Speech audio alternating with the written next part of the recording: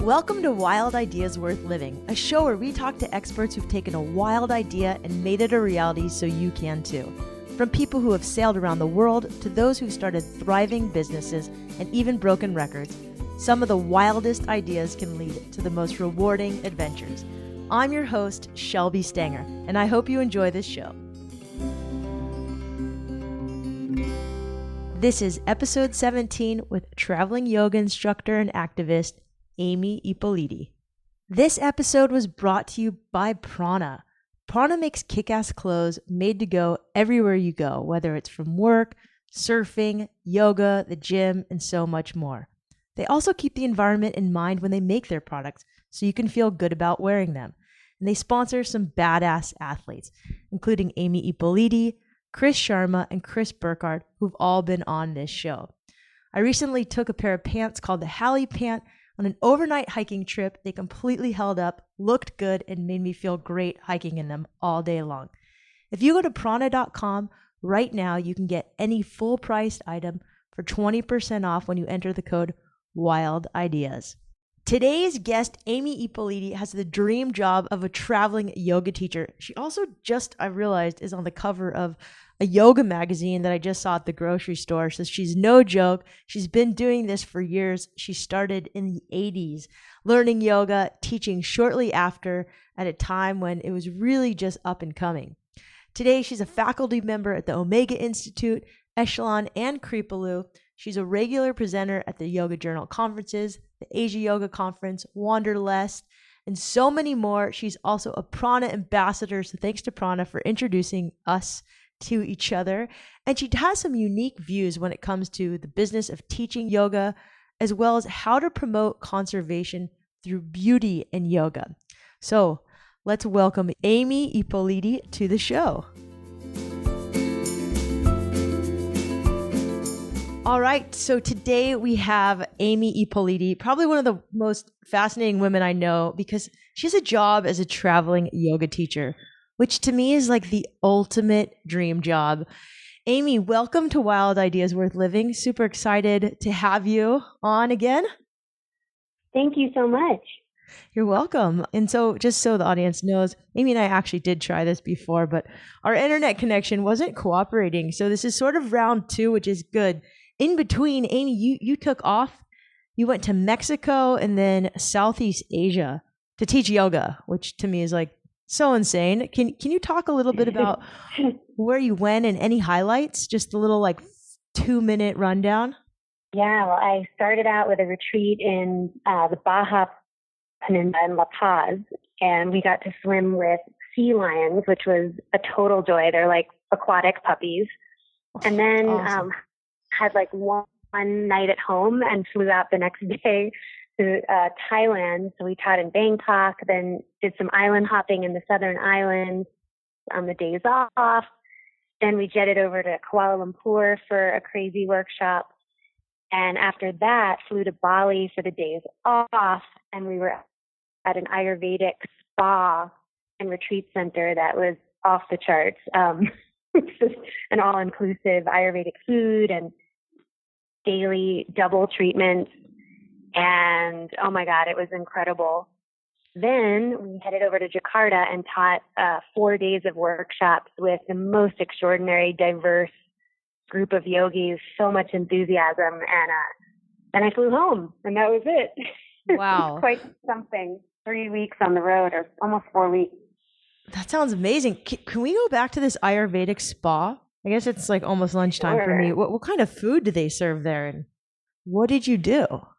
Well, it was Indian food, but without all the like super heavy spices and grease and kind of thing. It was like Ayurvedically prepared, gourmet food, chef kind of stuff.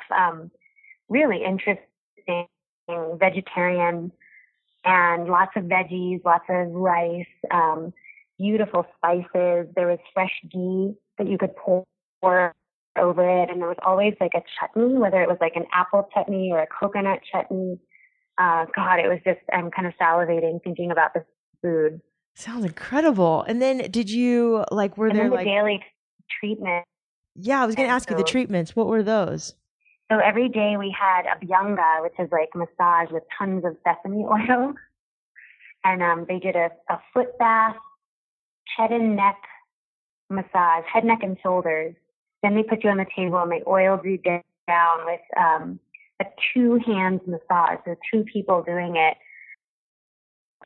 And then it finished with like 20 minutes of Shiroda, which is where they pour the oil over your forehead and it like drains down onto your scalp. And it's the most mesmerizing treatment. And then, then you're done off, and later they give you a facial while another dude is doing a foot massage. You're getting foot massage and a facial at the same time on your bed. It was really the most heavenly thing I've ever done. And is it expensive or? So Sukhavati Bali. It's not that bad. Not that bad. Bali. It was quite amazing. Sukhavati Bali. Can you spell that? Sukhvati Bali, and then retreat. Okay, we're gonna put that in the show notes. It sounds awesome. Where is it in? Oh yeah, it's inland from the beach, about 30 minutes. So it's on a river. So it's a really sort of lush jungle kind of feeling with pool and just gorgeous, just gorgeous. It sounds amazing. What type of workshops were you teaching? Like when you taught these yoga workshops, what type of yoga and about how many people came? Yes, we had at every training or every workshop, we had a teacher training to start out, just to work with the local teachers in the area. And then over the weekend, we did a mixed level alignment-based workshop. And we had, it really varied from city to city, but 40 to 65 people in each of the different cities. So really something. And what type of workshop was it called? It's just a yoga workshop. Just yoga. What type of yoga are you teaching? Doing yoga. It's sort of an alignment-based flow form of yoga, and it has a tantric philosophy. Okay, so you just said the magic words, a bunch of them. So you teach kind of this yoga alignment, which is a little different than just straight vinyasa, focusing on aligning, and then you throw in some tantra. Can you break that down? Because my mind is probably going somewhere where it shouldn't go. So maybe I'm not thinking about it in the right way. Yeah, everyone's always does. Everybody's always does. If you look up tantra on Google, you're going to get 600 sex sites, but Tantra is actually a school of yoga. And just like classical yoga is a school of yoga, just like Advaita Vedanta, it's just that yoga, when it came over to the West, was more influenced by Vedanta and classical yoga, but the yoga that I teach is influenced by the Tantric school of yoga, which really only 1% of it is actually about sex. It's a philosophy of life that says yes to life, celebrates being alive. It sees life as being a blessing, not a problem to be solved. And it's quite a liberating philosophy of yoga. Not aesthetical, not moving away from the world or trying to withdraw from the world and find spirit. It's more finding spirit within the world. Really, really happy and realistic, I really could say, like really real. It's a very real philosophy of life, and it gives you incredible life skills, and that's the philosophy that I teach alongside my yoga. So a little bit different than what came over from the East to the West initially. Those schools were informed, or yoga was informed quite differently back when it first transitioned from India. So Tantra comes along a bit later, and it just wasn't what informed Hatha Yoga in the United States and Asana in the United States. So mine's a bit different that way. So and that's what we were teaching, and it received. It's fun. Yeah. So I guess having never been to your yoga class, if we were to walk into your yoga class today, and I'm guessing it's about an hour and a half or so, what can I experience that I don't normally experience in my traditional vinyasa or hatha class? Well, probably you'd get, I've been told anyway that classes with me are really fun. So I'm not serious. When I teach, there's definitely an element of joy and fun. You'll also get, I don't know, you'll get like the real me. You don't get yoga voice. You're going to get the same who's outside the room that's in the room.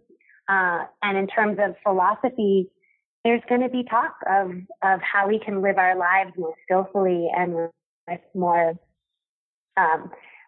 consciousness and self-discovery, self-inquiry, as opposed to just like inhale, do this, exhale, that, or trying to get you to sweat a lot and have a workout. It's not going to be purely physical. It's going to leave you thinking about things and asking the larger questions about life. Okay, so now I really want to come to your yoga class because I'm all about comedy yoga. Like, yay! Sometimes, sometimes I just giggle in yoga classes at inappropriate times, and maybe that's my maturity levels. But that does sound interesting, and the 1% of tantra that's sex also sounds really interesting. But you started teaching yoga. It sounds like really young. When did you start getting into yoga? How old were you, and how did you get into yoga? Yeah. I was 16 and my mom and I were working out at this. I was kind of like a typical over-exercising teenager, and my mom and I were working out at this fitness studio.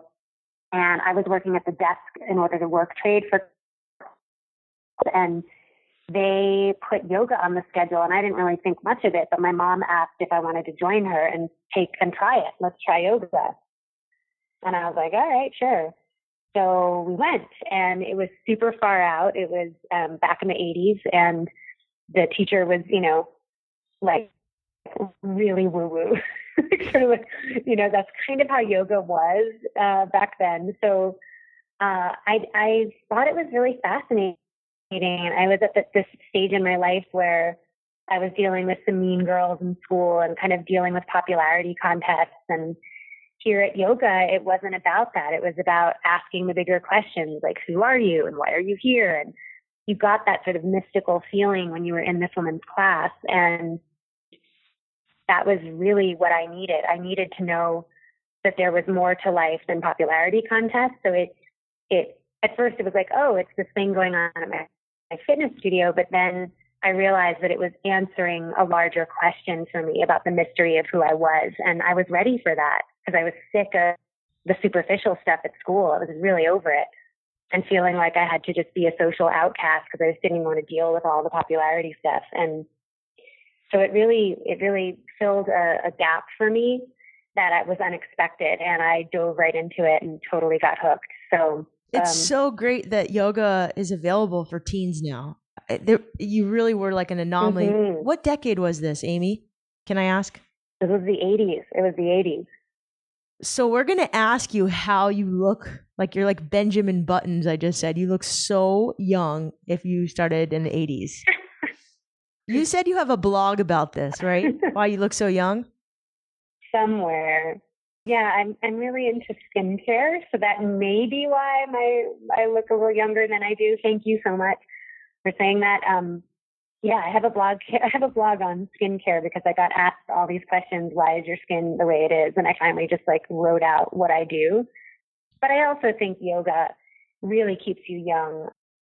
The time reverses the flow of gravity, and gravity, I think, is a big part of what makes us look older. So if you go upside down a lot, which I'm addicted to, you're gonna get that youthful look, and I think yogis get that a lot.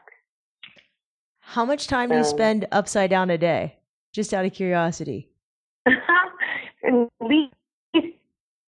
least a minute more, depending on what kind of practice I get in. Yeah. Mm-hmm. I'm pretty addicted. Like I see a wall and I want to kick up against it. So funny. Johnny and I, my fiance and I, we do handstands like everywhere we go. Except for he's good and he can stick them. And I make him stand right behind me. But it's so fun. I agree. Like being inverted is an incredible, incredible feeling. So how long have you been teaching yoga now? How many years has it been? About 20 years, maybe more. 21. I've lost count. Wow, that's great. So my guess is, I mean, you have this kind of a dream job. You get to teach and travel around the world to great places for work.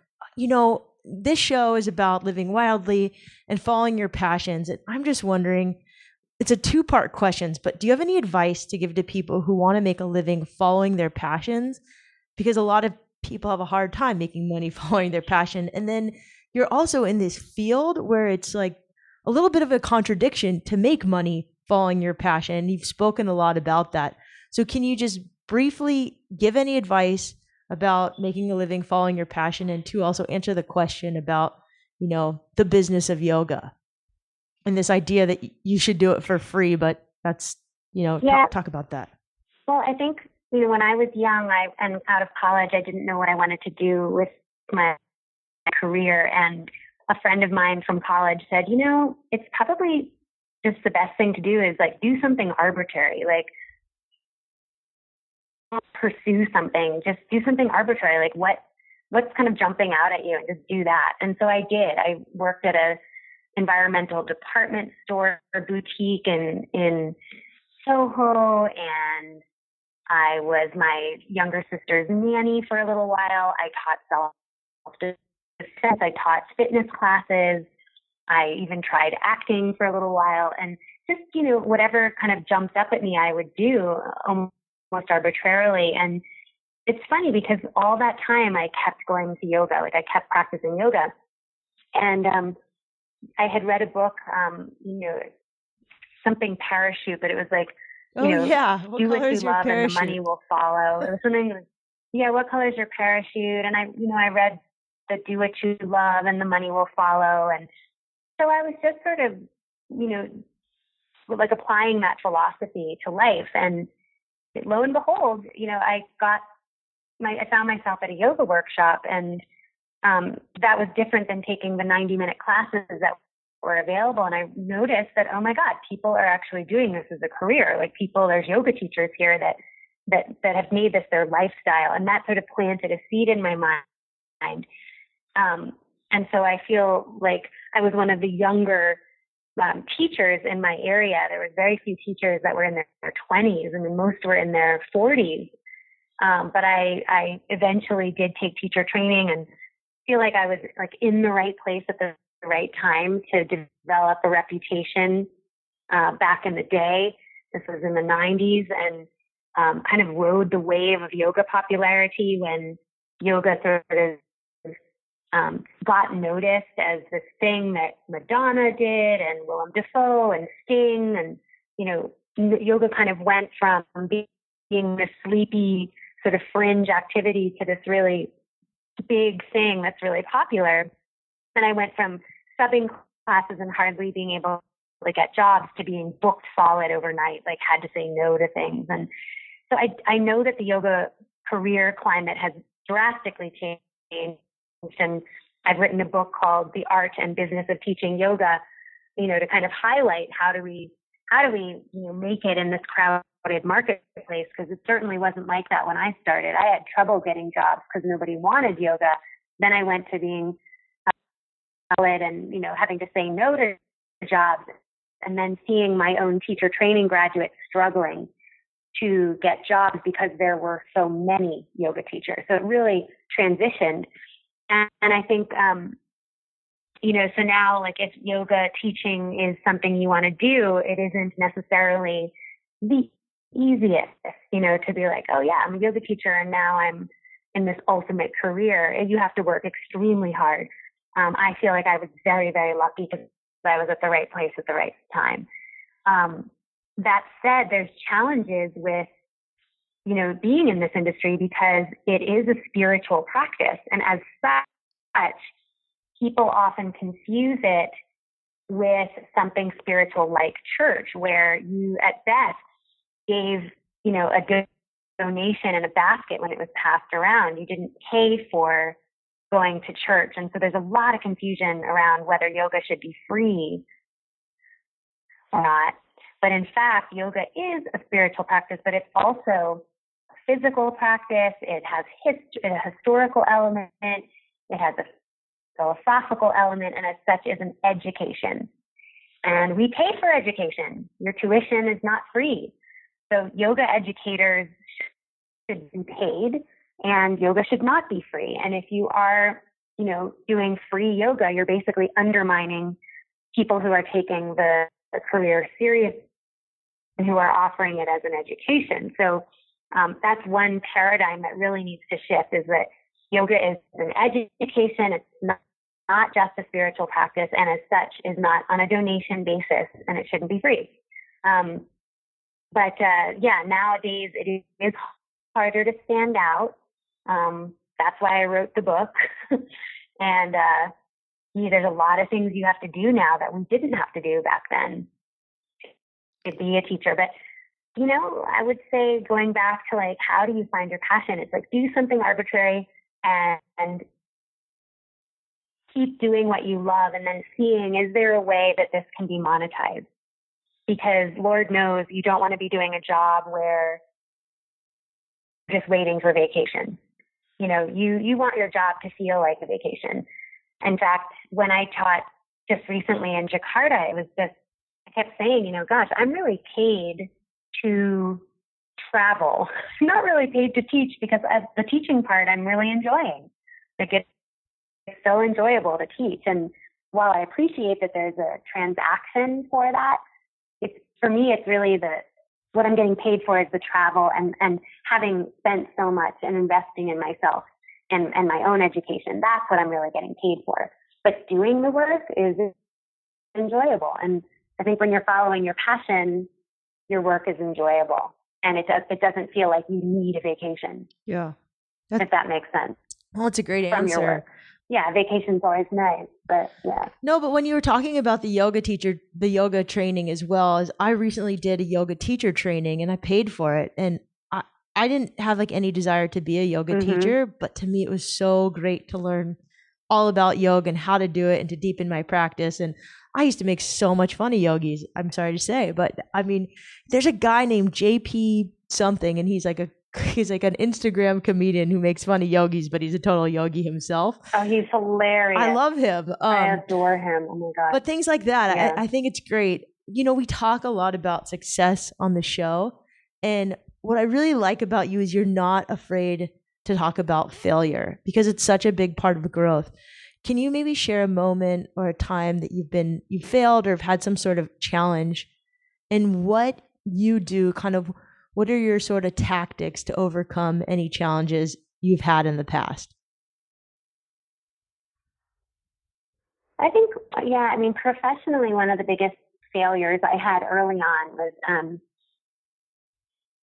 I was asked to run a teacher training, and it was really new for me to jump from just being a regular yoga teacher to actually training teachers. And so in my enthusiasm, I overpromised things that I couldn't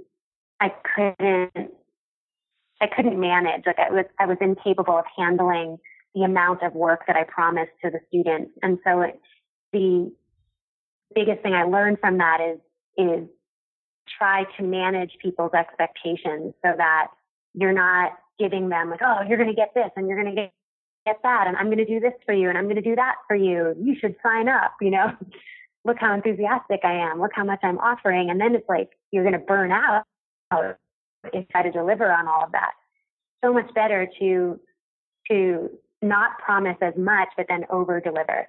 And I had some really big consequences of that, because the students in the training were very, understandably upset with me, and they were not getting what they had been promised, and they started talking behind my back and, kind of spreading it's almost spread like a cancer. And so that was very painful for me, to have people upset with me, but then not voicing it directly and telling other people of me. And so the way that I learned from that was just to fully plow into the communication and say, hey, would you meet with me and tell me how can I improve and what did I do wrong? And some were honest with me and, were able to talk, and some I think were a little intimidated, but the ones that were able to share feedback really helped me grow. And I let them know, look, I don't want to do this again. I want to grow from this. And their feedback enabled me to realize that I had overpromised and I had underdelivered. and therefore was able to shift myself and how I structured my offering in the future.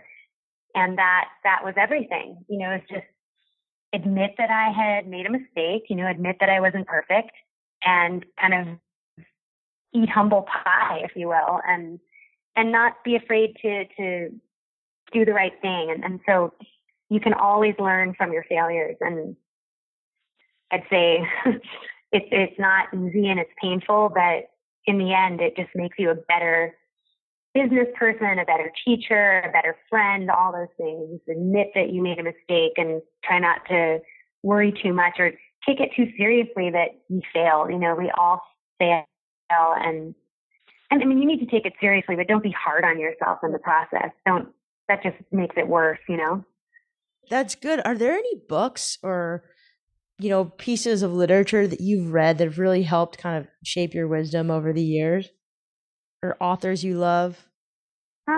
Gosh, that's a big question. I'm looking at my bookshelf.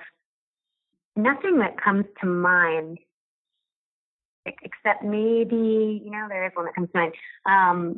There's a book called The Success Principles, and it's by Jack Canfield, who I had the pleasure of working with on a number of trainings. He actually wrote Chicken Soup for the Soul series, and he came out with The Success Principles almost 10 years ago now, and it's just stuck with me. I reread it all the time.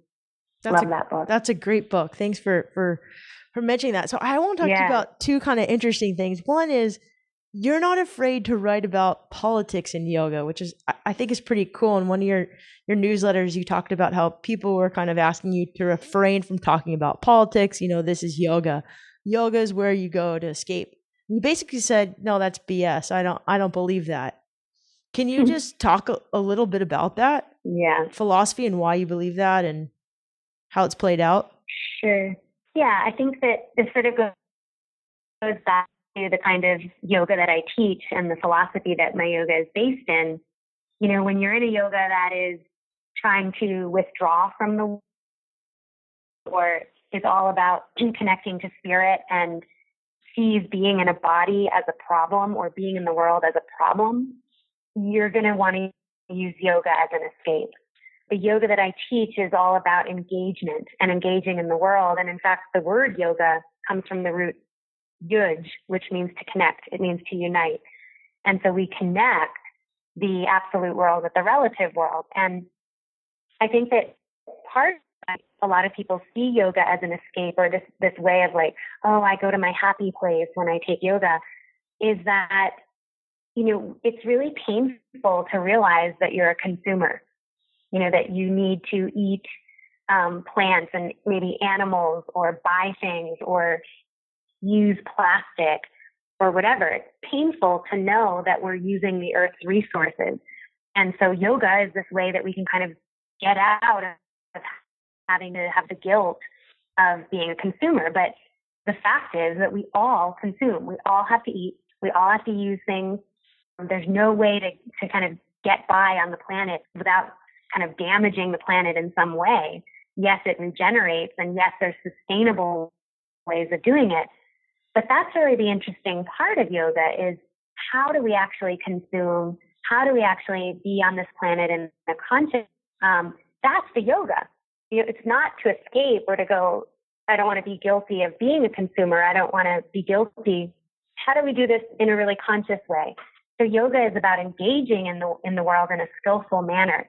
And as such, you cannot avoid politics, because politics dictate what's going to happen to the planet. I mean, you look at what's happening right now in the world, budget cuts to the EPA. That means we're going to have some serious consequences on the planet for pollution, for air quality, for emissions. So there's no way that you can avoid the world any more than you can avoid politics. They're just synonymous. Now, yoga can be an escape. Yoga can be this moment where you get to just be with spirit and you get to just breathe. But that should help you come back to the world with more gusto, with more passion. It shouldn't be this thing that makes you put your head in the sand. Yes. If that's what yoga is, I want no part of it. So anyway, that's my take on on politics. And right now we live in the freest country in the world with our democracy, and it's just so painful to see that threatened right now, when you recognize that so many countries around the world don't have that privilege, and we've had that privilege for hundreds of years, and it could go in a breath. It could be gone. So if we don't talk about it, if we don't stand up and say something right now, it's going to be too late. Yeah. We have to speak up. One of the things I think was interesting is you demonstrated your political beliefs through something really interesting recently. You did this, and I want you to actually talk about how you promoted conservation and wildlife through imagery. I've seen some pictures of you swimming with manta rays and dolphins to create these positive images, but it was for a bigger cause. So can you just give us like the minute version of kind of what it was, how it came about, and how we can learn more about it? Yeah. Well, I think, as I just said, yoga helps us to become more sensitive to the world around us and to nature. And activism is a huge part of yoga for me. However, activism traditionally has been about showing like the blood and the gore and what's negative, and like you should be outraged and do something about this. But it doesn't, that technique doesn't necessarily always move the needle in the direction we need it to. And so our thought was, well, can you celebrate the thing you're trying to protect? And so if we're trying to protect marine life, let's get in the water with these animals and do yoga with them and create imagery that's awe-inspiring. And so that gets shared, that goes viral. And so I started training to swim underwater and practice yoga with large marine animals like manta rays, whale sharks.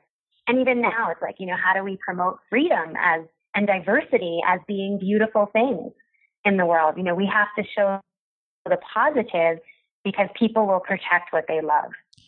They won't necessarily share what's sad and depressing and puts them in a state of despair.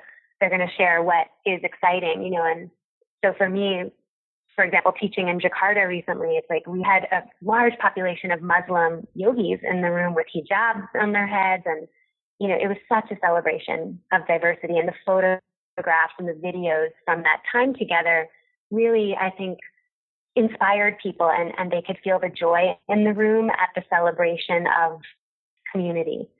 So it's an approach to activism, and it's an approach to inspiring people through beauty, if that makes sense. Yeah. Well, can you just tell me a little bit more what it was like to kind of do yoga with manta rays and dolphins? That sounds really cool. And I know you did some breath training, so I want to hear just a little bit about how you trained for it as well.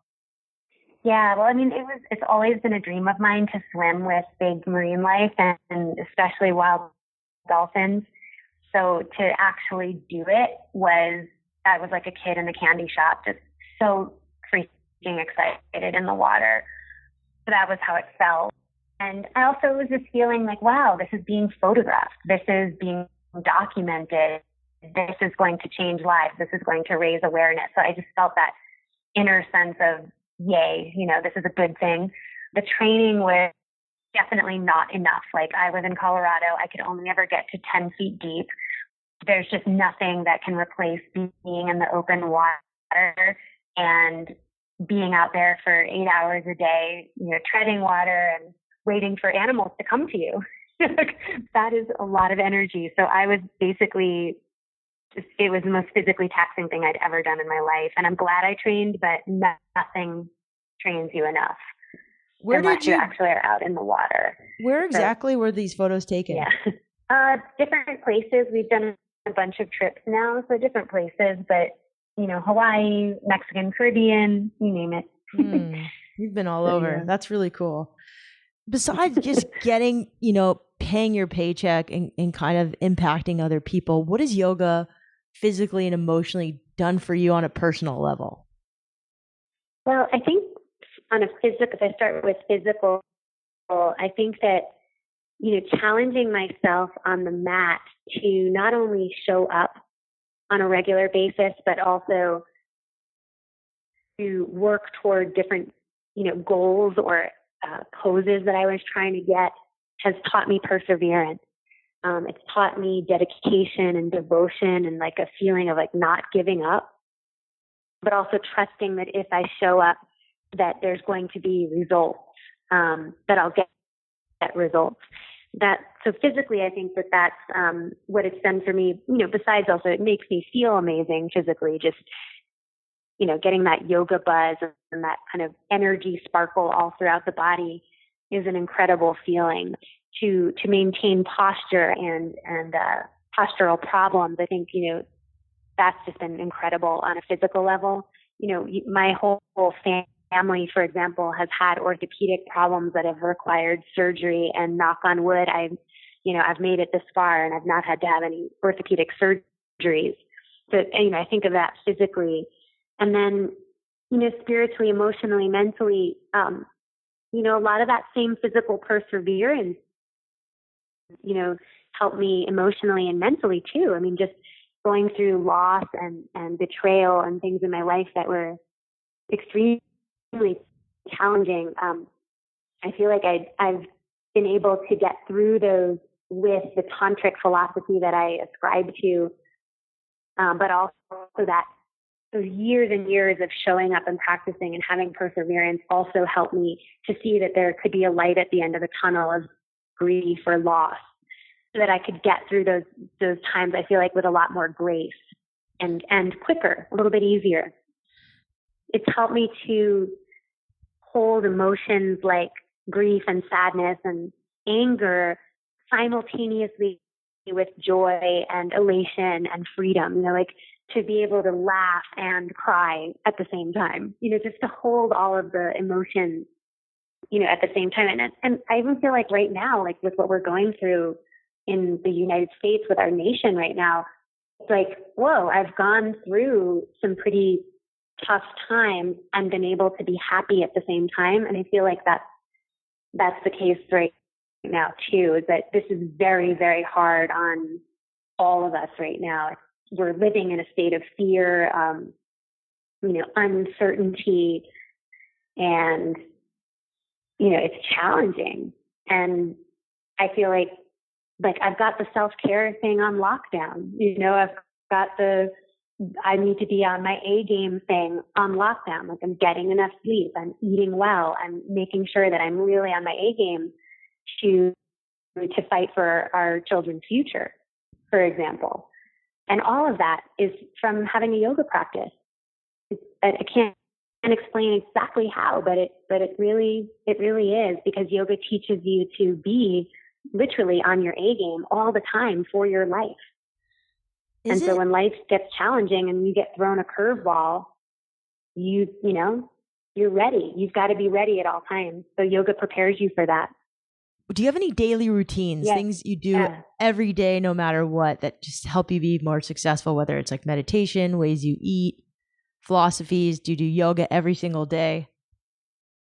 I don't, in terms of practices, I really do like to vary that up. One practice I love is just getting up and immediately going to the meditation cushion, and doing a little bit of visualizing how I want my day to be, as well as just sitting in stillness and, kind of vibing the sunrise. I get up at sunrise every day. But for sure I have to eat, like that happens no matter what.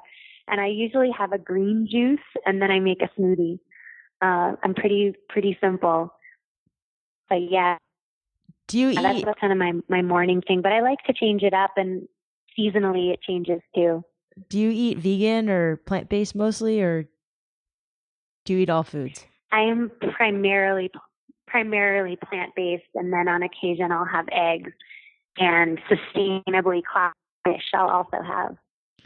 But I'm pretty picky about sourcing that stuff. It's just like pasture-raised organic eggs, completely sustainable fish. I'm very anal about that. Good for you. I guess if you're going to be anal about something, that's a good thing to be anal about. Amy, if you could go back and tell your 15-year-old self one piece of advice, what would you tell her? I'd probably tell her not to take herself so seriously and to not be so hard on herself. That's pretty good advice. She went through failures or troubles or, feel like that's good advice at any age, but at 15, we tend to be pretty self-absorbed and take ourselves pretty seriously. Yeah, totally. Is there any great piece of advice you've received over the years?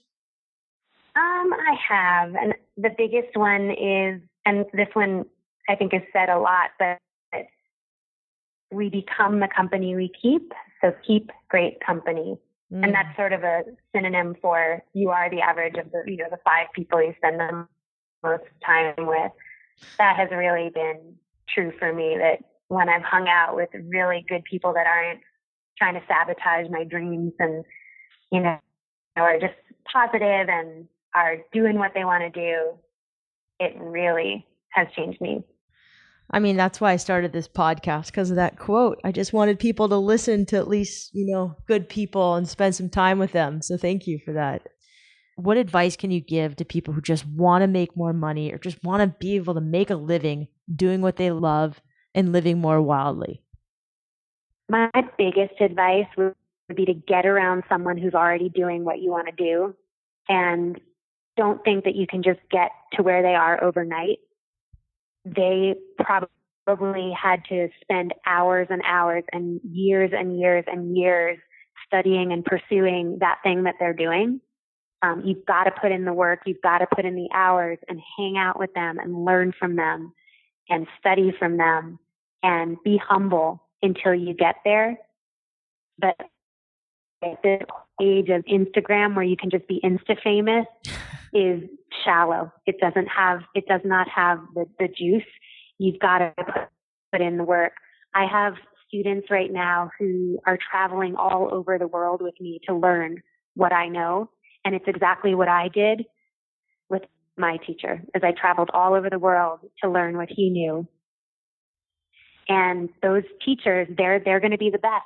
They're going to be the best. Their peers are all on Instagram and Insta famous, but they're putting in the work, and they're going to be the true, they're going to be the true teachers and leaders who can pass this stuff on.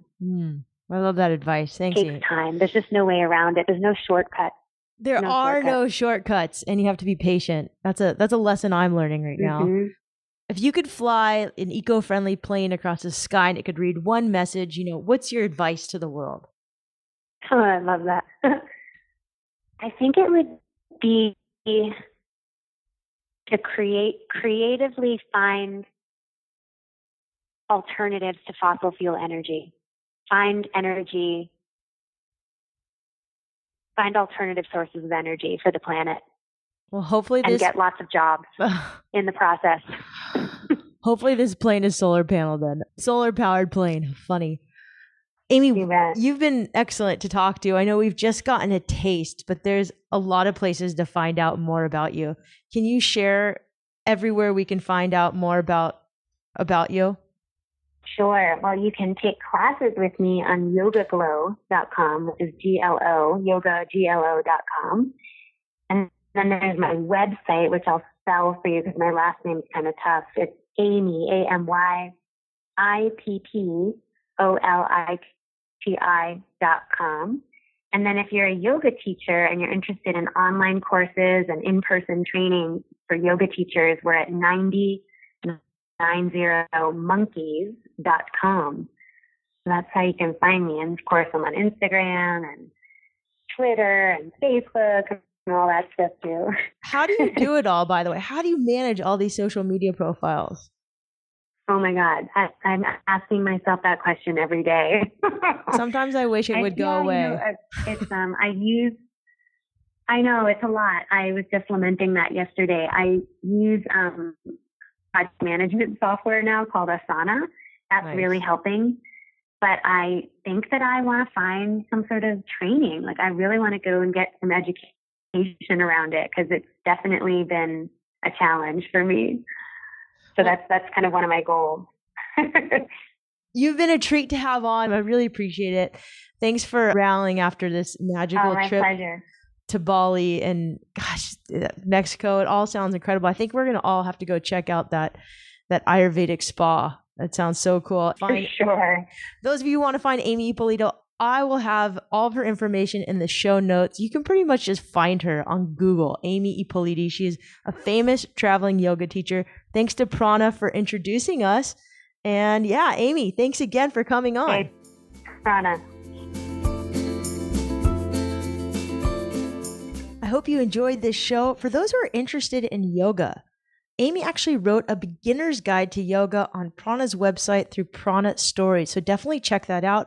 Or you could go to Yoga Glow, where she's a teacher, and there's about 3,500 videos from 5 minutes to 120 minutes long on yoga and meditation. So a great place to go if you're just new to yoga, you're just starting out. If you have questions or you want to learn more, I'll have links in the show notes. Go to wildideasworthliving.com, click on Amy's episode, and there will be links to the books she's written, as well as links to books she's recommended, and to that kick-ass Ayurvedic spa that I'd love to go to in Bali. So definitely check out the show notes. Thanks again for listening. Thanks for subscribing. If you can, keep telling your friends. It is growing like crazy, so I appreciate all the support. Sign up for the email newsletter on wildideasworthliving.com. And don't forget, some of the best adventures happen when you follow your wildest ideas. Next week, we have rock climbing legend Chris Sharma, so stay tuned.